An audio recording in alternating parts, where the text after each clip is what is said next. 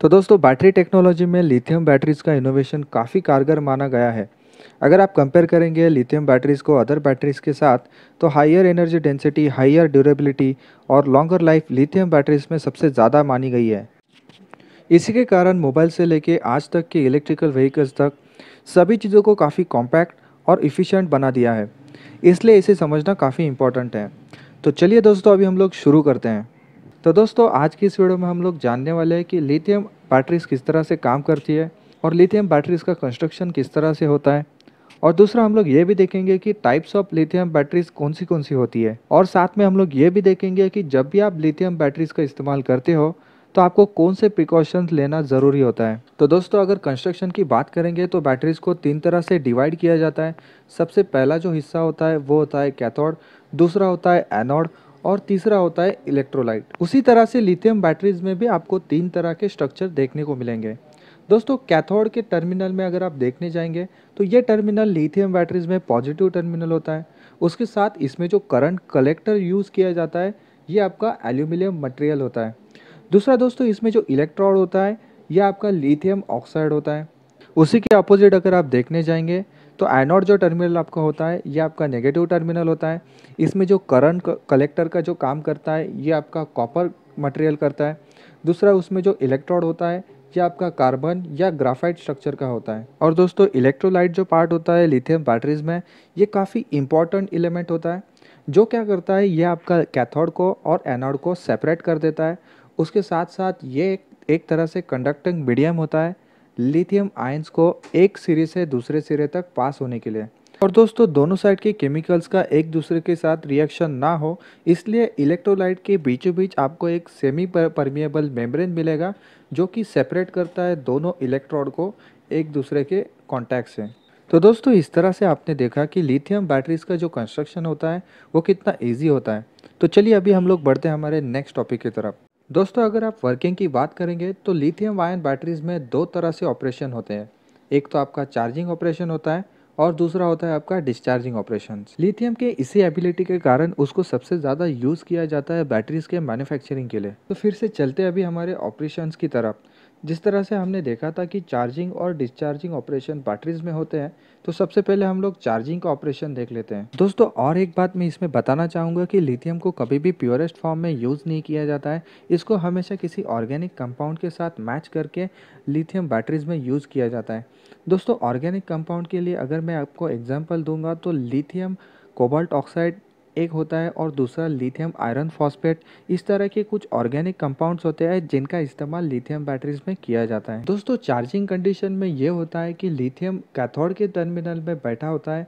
वो एक तरह से बॉन्डिंग फॉर्म करता है अपने ऑक्साइड फैमिली के साथ, या आप बोल सकते हैं ऑर्गेनिक कंपाउंड के साथ, जो कि लूजली बाउंडेड होते हैं।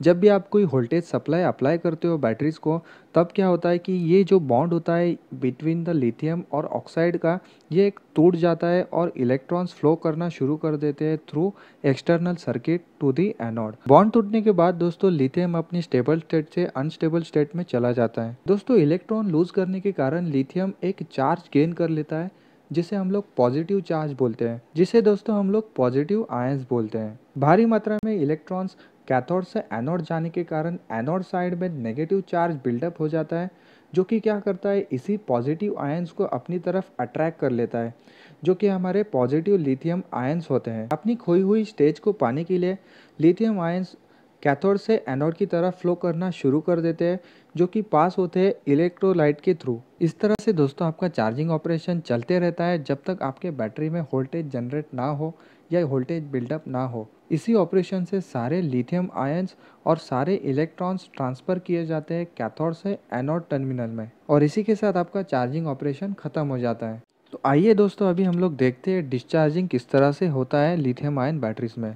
दोस्तों, डिस्चार्जिंग ऑपरेशन काफ़ी अलग होता है अगर आप इसको कंपेयर करेंगे चार्जिंग ऑपरेशन के साथ, जिसमें आपके इलेक्ट्रॉन्स और जो लिथियम आयंस होते हैं जो कि प्रेजेंट होते हैं एनोड टर्मिनल में, ये वापस कैथोड टर्मिनल की तरफ फ्लो करना शुरू कर देते हैं।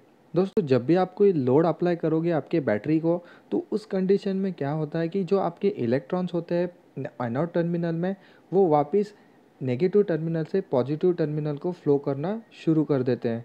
और साथ ही साथ जो आपके लिथियम आयंस होते हैं, ये भी एनोड से कैथोड फ्लो करना शुरू कर देते हैं थ्रू द इलेक्ट्रोलाइट। दोस्तों यहाँ पे आपको ध्यान देना है कि इलेक्ट्रॉन्स कभी भी इलेक्ट्रोलाइट के थ्रू पास नहीं होते हैं, क्योंकि इसके बीच में एक सेपरेटर होता है जो एक तरह से इंसुलेटर होता है, जो कि दोनों मीडियम को सेपरेट कर देता है एक दूसरे से।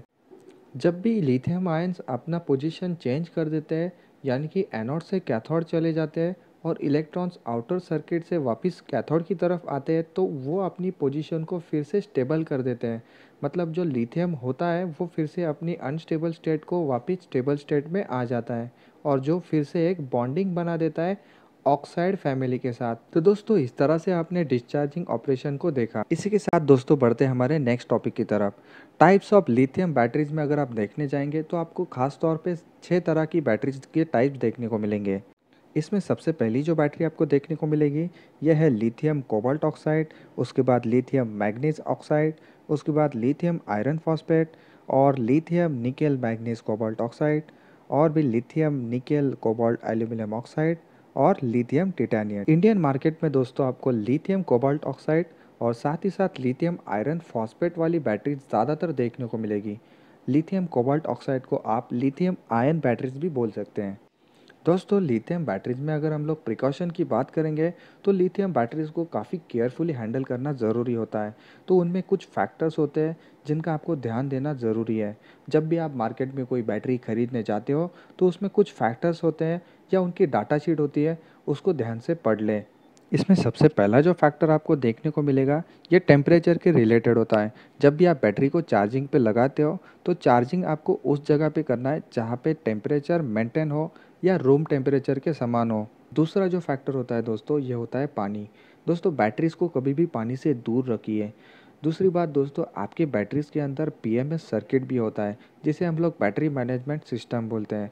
ये इलेक्ट्रॉनिक सर्किट होने के कारण इसको हमेशा पानी से और मॉइस्चर से दूर रखिए, क्योंकि अगर ये शॉर्ट सर्किट हो गया तो आपकी पूरा सिस्टम ख़राब हो सकता है। दोस्तों तीसरा जो फैक्टर होता है ये चार्जर के रिलेटेड होता है। जब भी आप चार्जर का सिलेक्शन करते हो तो ऐसा चार्जर का सिलेक्शन करिए जिसका एम्पियर रेटिंग बैटरी के एम्पियर हावर से कम हो, जिससे आपका बैटरी डैमेज ना हो और आपका बैटरी लाइफ लॉन्ग चलते रहे। तो इस तरह से आपको इन 3 फैक्टर्स का ध्यान रखना है दोस्तों, ताकि आपकी बैटरी की जो लाइफ है ये लाइफ लॉन्ग रहे और आपकी बैटरी की जो इफ़िशियंसी है ये बने रहे। तो इसी के साथ दोस्तों मैं आपका धन्यवाद मानूंगा कि आपने अपना कीमती समय देकर इस वीडियो को देखा। दूसरी बात दोस्तों, मुझे यकीन है कि आपको ये वीडियो काफ़ी अच्छा लगा होगा। अगर आपको अच्छा लगा है तो आप ज़रूर लाइक करिए, इसको शेयर करिए और चैनल को सब्सक्राइब करिए। दोस्तों आपके एक सब्सक्राइब के कारण हमें काफ़ी सारा एनकरेजमेंट मिल जाता है, ताकि आपके लिए नए नए वीडियो ला पाए। तो चलिए दोस्तों मिलते हैं नए वीडियो में नए टॉपिक के साथ। धन्यवाद।